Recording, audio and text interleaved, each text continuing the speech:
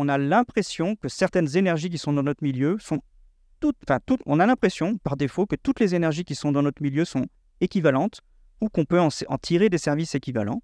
Or, c'est faux, et c'est ce que je vais montrer un peu plus loin. D'une part, c'est faux, et en plus, c'est l'idée sur laquelle s'est fondée l'ambition de transition énergétique. Et donc, il faut absolument,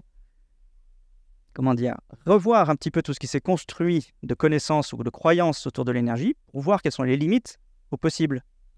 Je vous assure que si vous vous exposez au soleil, même longtemps, si vous n'avez pas mangé, vous allez mourir au bout d'un moment. C'est sûr.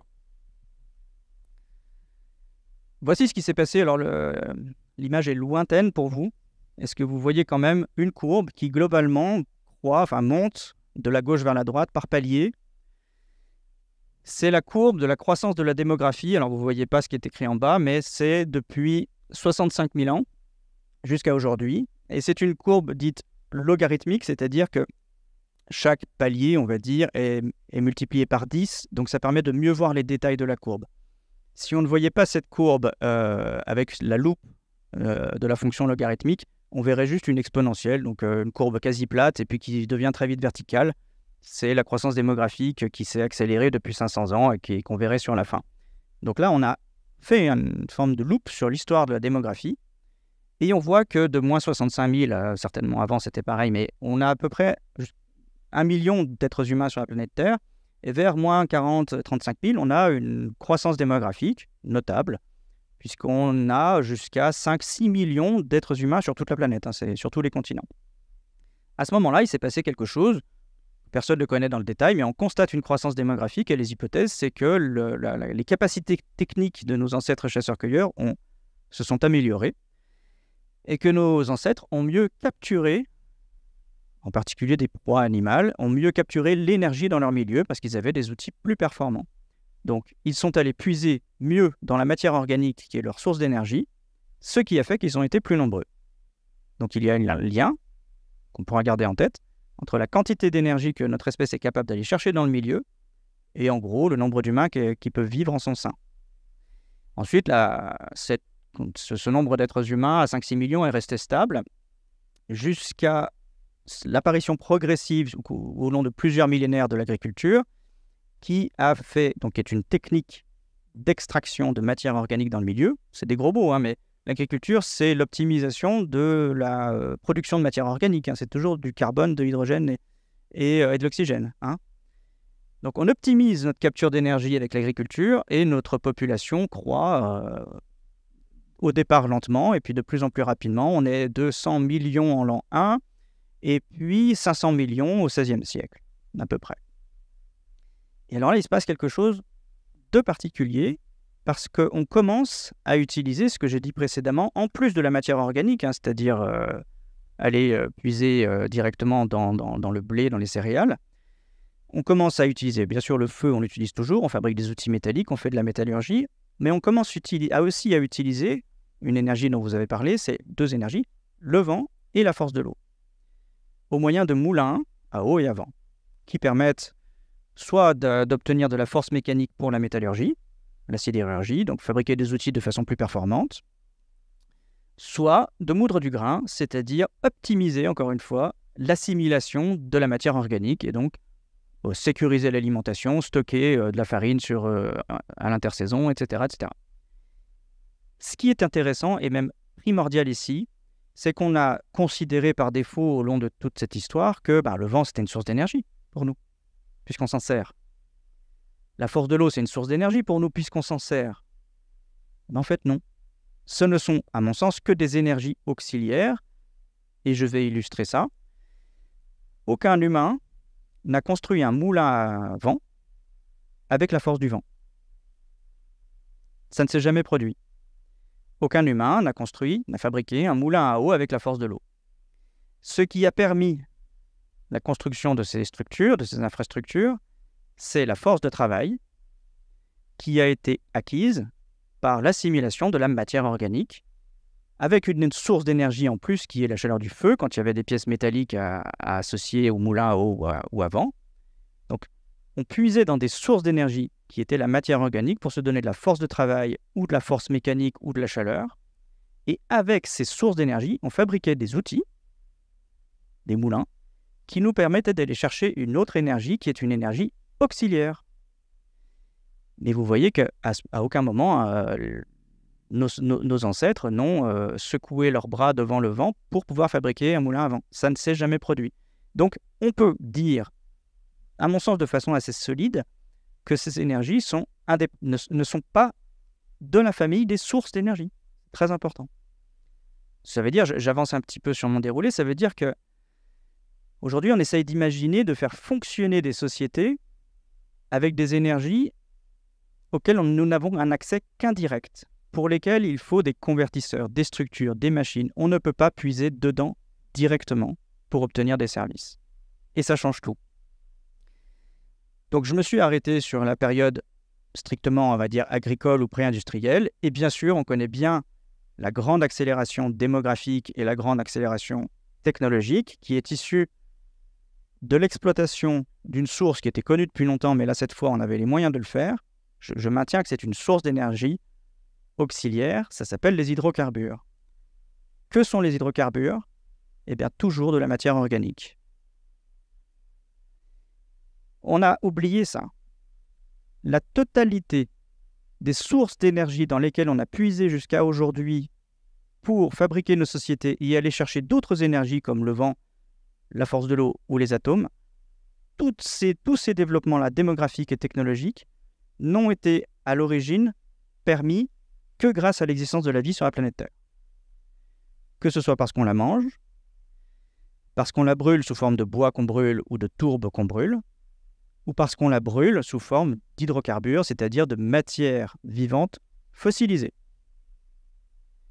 Ça veut dire que tout ce qu'on est aujourd'hui, tout ce qu'il y a sous la courbe là, n'est issu que d'une interaction entre nos corps qui sont faits de carbone, d'hydrogène et d'oxygène, et des substances qui sont faites de carbone, d'hydrogène et d'oxygène.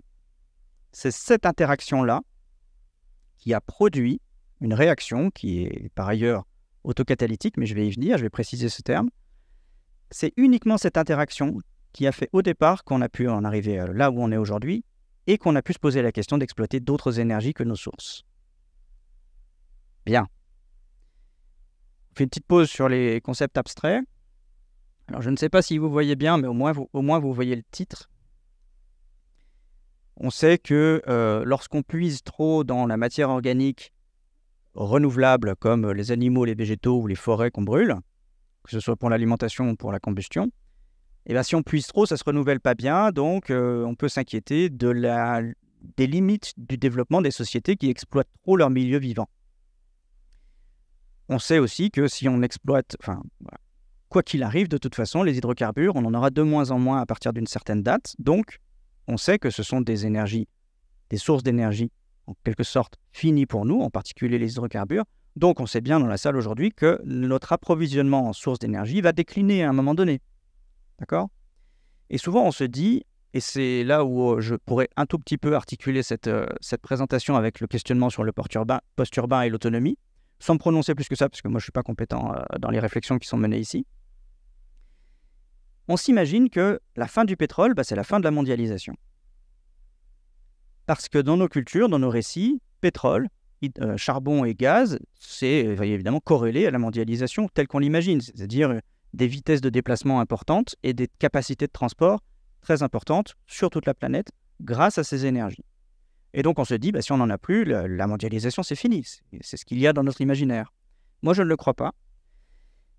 Et j'en veux pour illustration, sinon preuve, cette carte, qui est la carte des circuits, on va dire, économiques, marchands et aussi militaires, puisque autant l'Europe que l'Asie en interne ou cette partie du continent avec l'autre commerçaient ou se faisaient la guerre sans avoir du tout de moteur à combustion.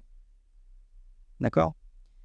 Pas de voiture, pas de bateau thermique, pas de moteur à combustion nulle part. On faisait les trajets à pied, à dos de mulet, de chameau, d'éléphant, avec nos compagnons vivants, mais ça n'en était pas moins parfaitement mondialisé au sens tout le continent était relié. Bien sûr, on ne commerçait pas encore avec le Pacifique parce qu'il y a une frontière géographique difficile à franchir. Malgré tout, on est là il y a 2000 ans, 2500 ans. C'était, pour les personnes qui vivaient là, c'était mondialisé.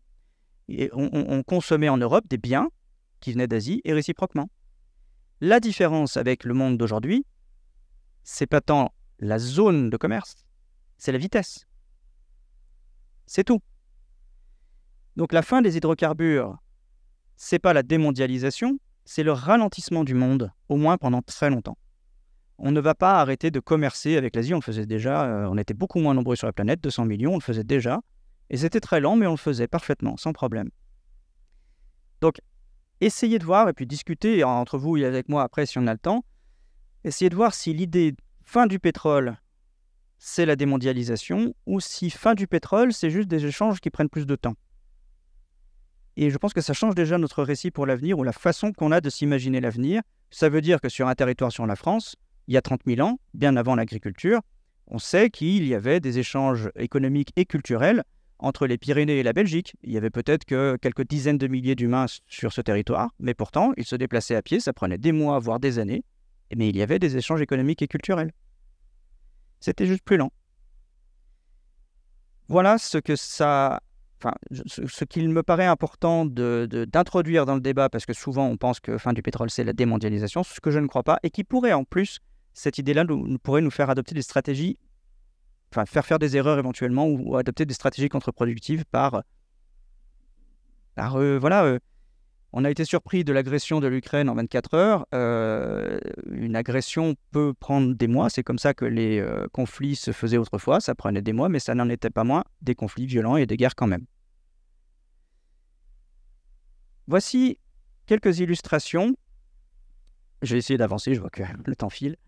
Quelques illustrations de la façon qu'on a eu d'appuyer une ambition de transition énergétique sur des croyances, ce que je pense être des croyances, ou des constructions fausses sur l'énergie en général. Ici, vous avez une illustration, vous ne voyez pas très bien, malheureusement, je suis désolé. Je vais la décrire. Donc, le site de la Société française d'énergie nucléaire propose de mettre un signe égal, et c'est très important, retenez bien ça, un signe égal entre 100 grammes d'uranium, 600 kg de gaz, 1 tonne de pétrole, 1,5 tonne de charbon et 2,5 tonnes de bois. Il y a un signe égal parce que c'est vrai que sur le plan quantitatif, c'est pareil.